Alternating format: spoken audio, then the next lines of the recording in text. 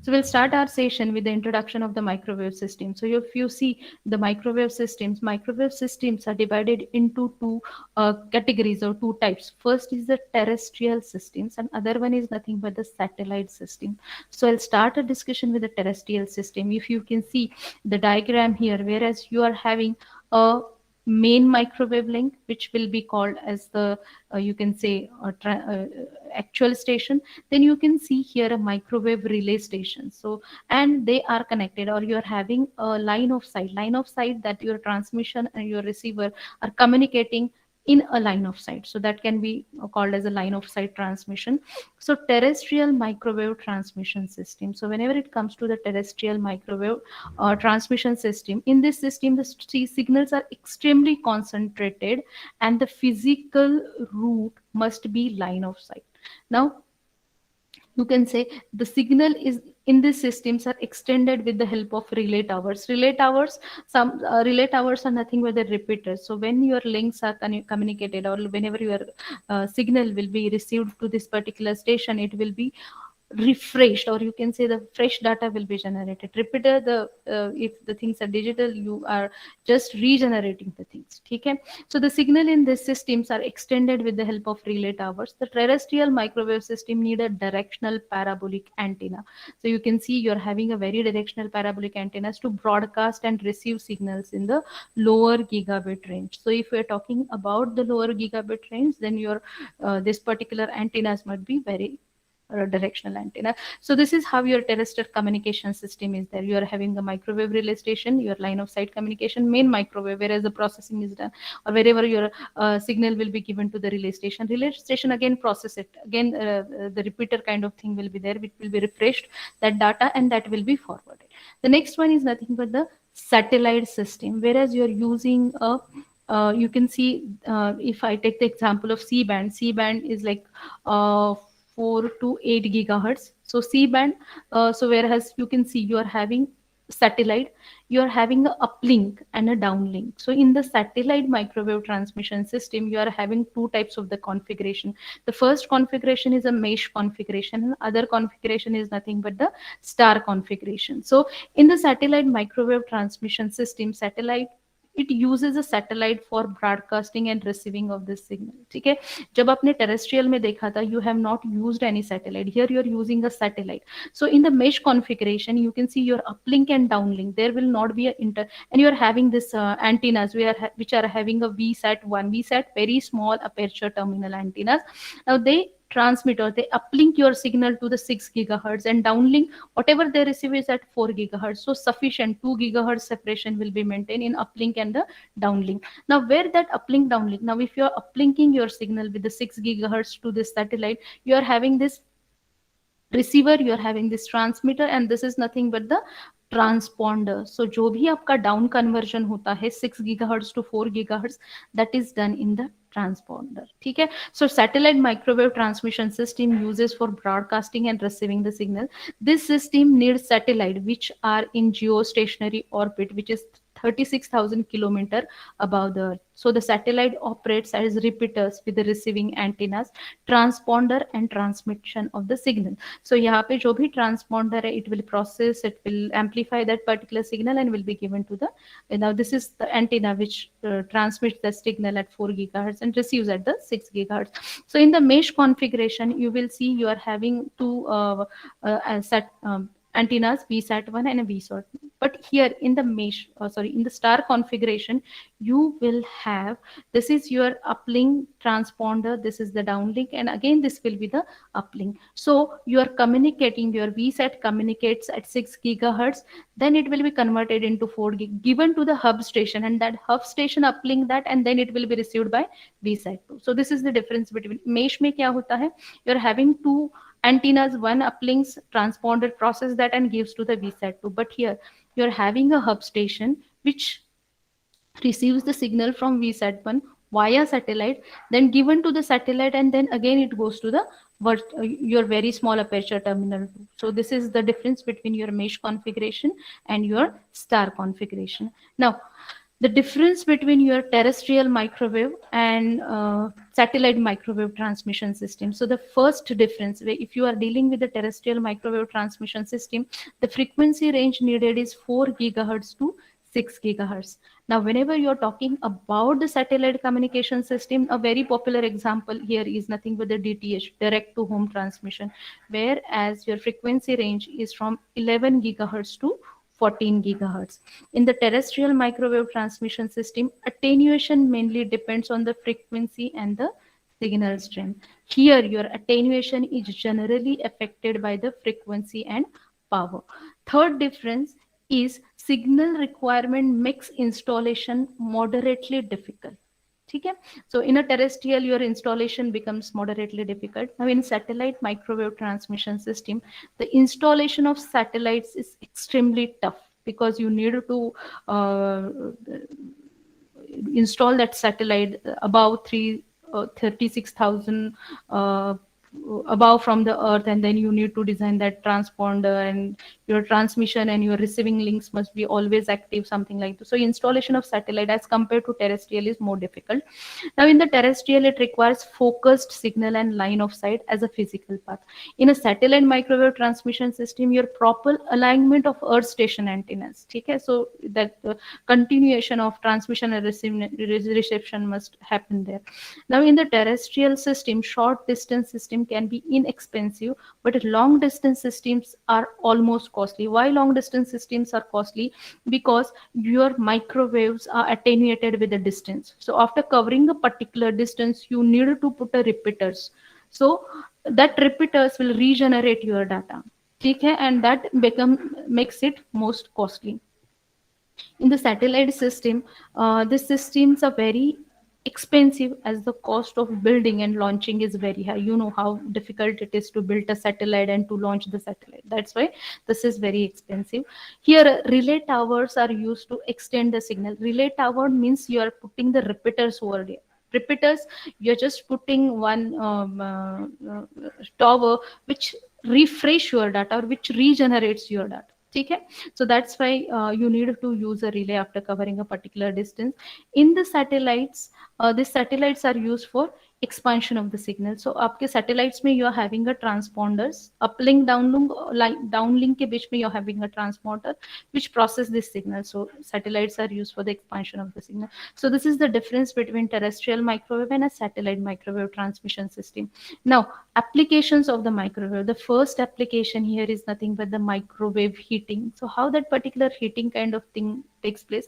A microwave is a low energy electromagnetic wave with a wavelength in the range of 0.01 to 0.3 metres. ठीक है, अगर आप उसका range देखेंगे फ्रीक्वेंसी का, क्योंकि आपका रेंज है 1 gigahertz to 300 gigahertz. So when I talk about the frequency range of 1 gigahertz, so if I say my frequency is 1 gigahertz, ठीक है, to my frequency is 300 gigahertz. So if you see the range of frequency wavelength, यहाँ पे see 3 into 10 raised to 8 meters per second and 300 into 10 raised to 9. So I can say this will be the -1. So 0.3 divided by 300. So you can say this is 0.001. So ये range है. And if you calculate it for 1 gigahertz, here will be 0.3.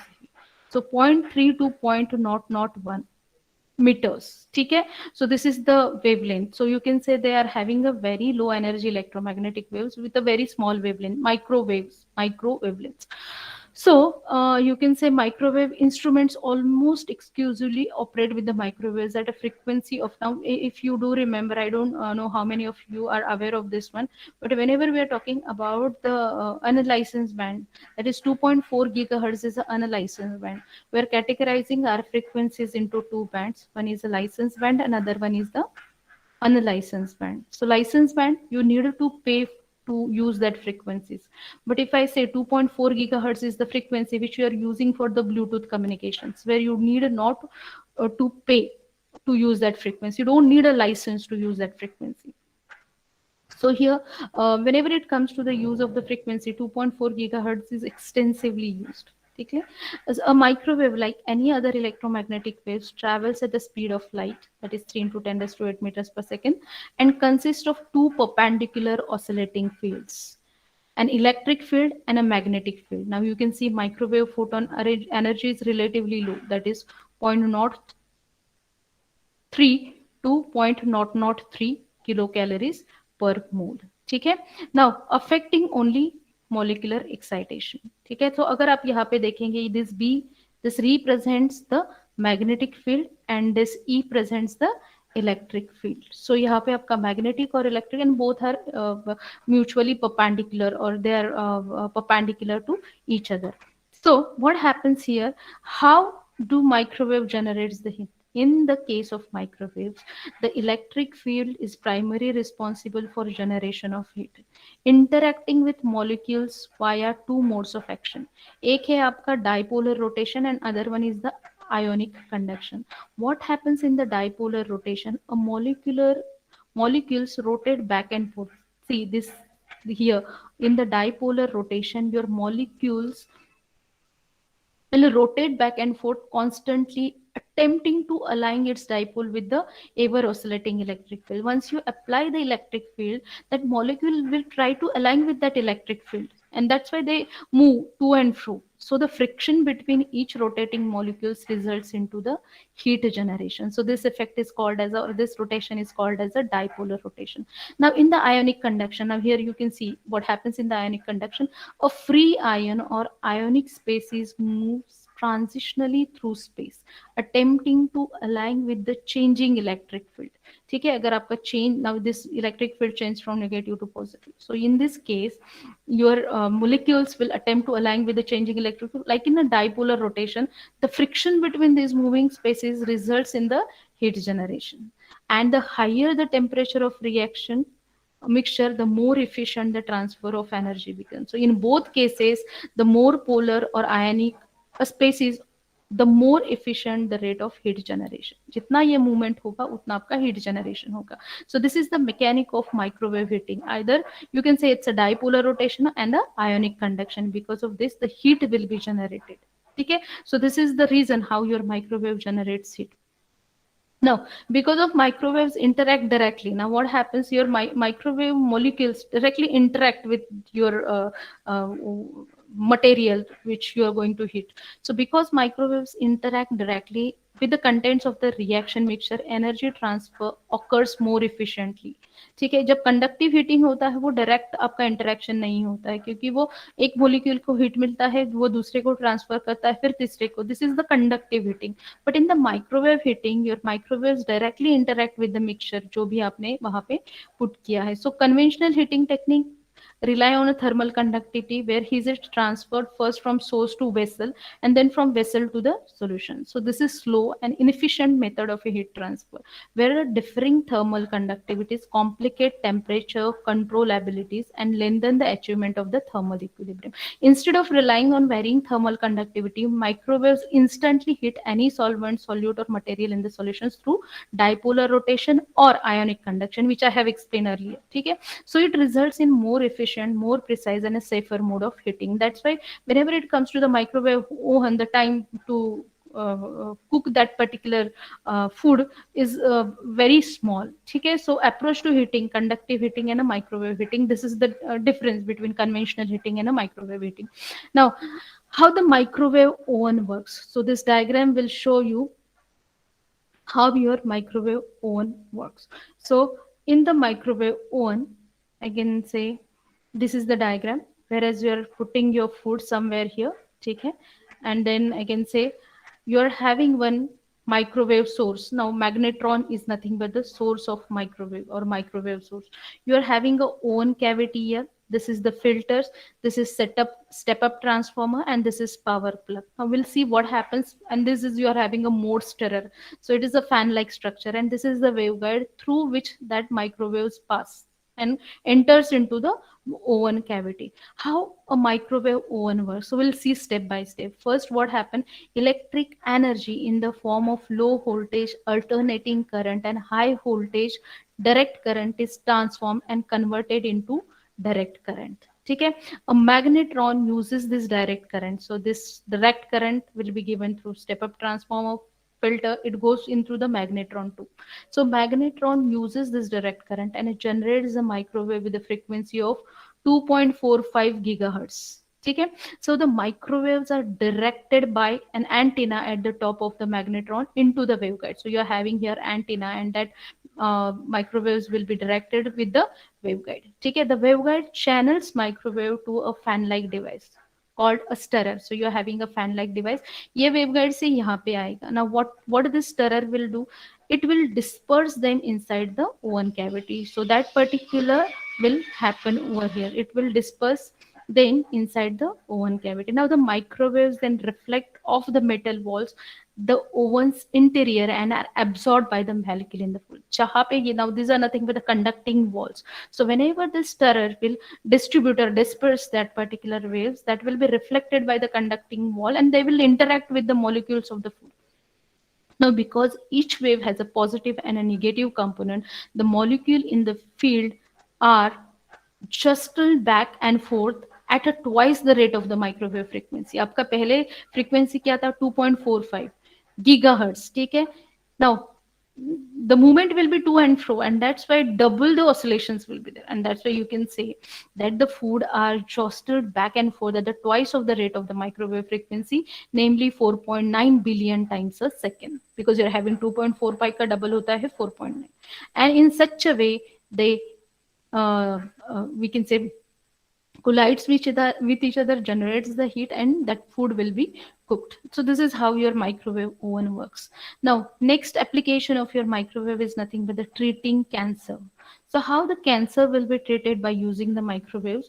So you now this you are using this microwaves in a particular you can say application which is called as a hypothermic oncology. Now, this type of a cancer therapy involves subjecting tumor tissues to a localized hitting without damaging a healthy tissue around it. When you say cancer, it's an abnormal growth of tissues. But if you are removing, if you are just discarding that abnormal tissues, it should not affect a healthy tissues. Okay? So here, this particular thing is carefully removing the abnormal tissues only. Okay? So doctors performing microwave coagulation therapy inserts a thin microwave antenna directly into the tumor and heat it up. जो भी आपका microwave antenna है, it will be inserted directly into the tumor and then it is heated up. The microwave heating generates the coagulated region, killing the cancerous cells. So this treatment method requires controlling the spatial distribution and heating power. So the temperature sensors must be both will design and strategically placed in order to avoid the harming healthy tissue. So this is how the cancer is treatment. The next application of your microwaves is nothing but the thickness measurement. So thickness measurement of what? Metal sheet ka thickness measurement, and then the dielectric block thickness measurement. So first we'll talk about the thickness of the metal sheet. Now if you see the diagram, this is the basic thickness measurement system, whereas you are having a metal sheet whose thickness is to be measured. You're having two horn antennas, horn 1 and a horn 2. This is the circulator. This is the phase shifter. And again, you can say this is the reflection measurement system. Okay? So what actually this particular setup do with that metal? So first thing, the setup using two horns facing each other with a gap in between them. The metal sheet during the rolling process is passed between two horns. One of the horn is used as a transmitter and other is used as a receiver. Whereas the transmitted frequency is microwave frequency. The microwave transmitted by one of the horns strikes the metal sheet. Depending upon the thickness, the reflection of the waves is decided. Okay? So the horn are connected to the two waveguides are again connected to ports of 3-port circulator. So you are having here 3-port circulator. The third port of the circulator is connected to the reflection coefficient measuring circuit. आपका horn 1 transmitter है, horn 2 receiver है, जो भी आपका receive होगा will have a reflection coefficient. Will be the horn 2 will receive the signal based on the reflection coefficient of this particular metal sheet, and then it is given to the circulator. Okay, so the third port of the circulator is connected to the reflection coefficient measuring circuit. So phase shifter is also inserted in one of the waveguide arms connecting the horn with the circulator. So आपका ये arm phase shifter, then it is connected to the horn.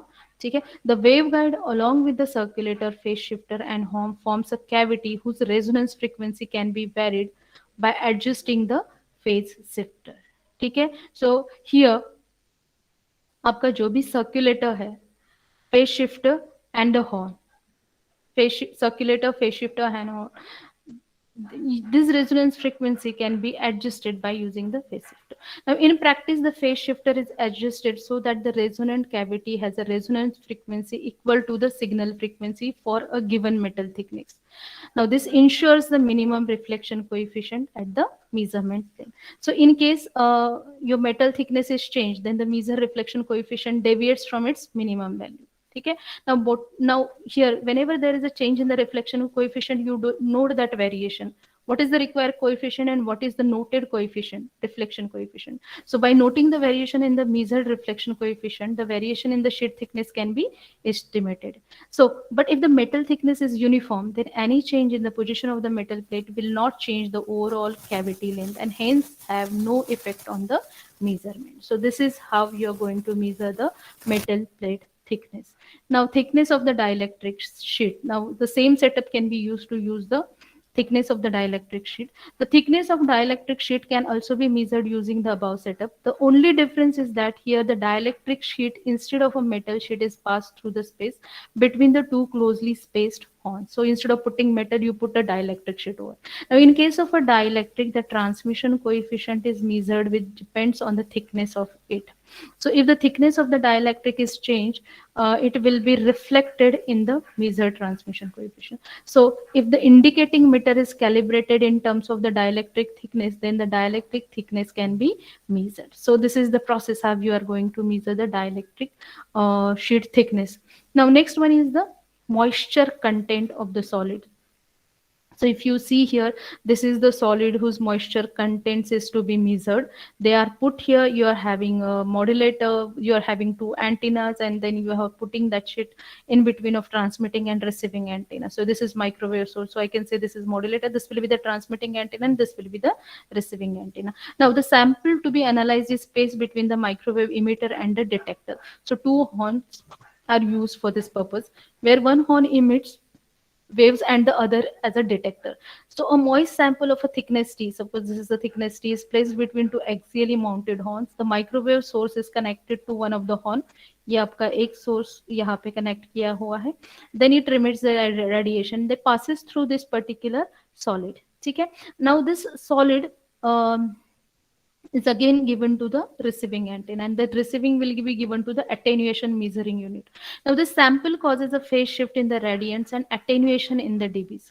Because of its moisture content, you will find some attenuation and you will find some phase shift. Your phase shift will be in radiance, attenuation will be in the dBs. So the phase shift and attenuation depends on the moisture content in the sample. So measuring the attenuation. So whenever you are connecting here, you are having a attenuation measuring unit, and then you are just giving it to the phase shift measuring unit. So the phase shift will be measured by this unit. So phase and attenuation decides what will be the moisture content in that particular solid. So this is the setup for moisture content. Now next one is nothing but the medical application of the microwaves. Now I think I have already mentioned the microwave diathermy. Now what is this microwave diathermy? It uses the microwave to generate heat in the body. Now it can be used to evenly warm deep tissues without hitting the skin. Now since it can't penetrate deep into the muscle, it's best suited for areas that are closer to the skin, such as the shoulders. Now diathermy are treatment that delivers energy to treat a specific areas, whereas conventional method doesn't work. These treatments are typically used for the pain relieving, stiffness and muscle spasms, and then reduce the joint contractures. Now here the two frequencies are used for this diathermy. One is 915 megahertz and other one is the 2.456 gigahertz. The lower frequency is preferred and more commonly used because it provides a selective heating deep into muscle, and because less energy is converted heat in the subcutaneous fats. So these are the two frequencies. So this is all about, so here, this is all about the applications of the microwave. Till now, we have covered two systems, that is terrestrial microwave system and satellite microwave system. Then we have covered the applications, industrial applications and the medical applications. So whereas we have seen, we are using microwaves to find out the thickness of the metals, to find out thickness of the dielectric material. Then we can find out the moisture contents in the solids and the liquids by using microwaves, and the medical application of the microwaves, that you can use it for the diathermy. ठीक है. And microwave heating, that we have seen, we can use microwaves for food industry, we can use it in the cancer treatment without damaging healthy tissue. So this is all about the microwave applications in industry as well as for the medicines.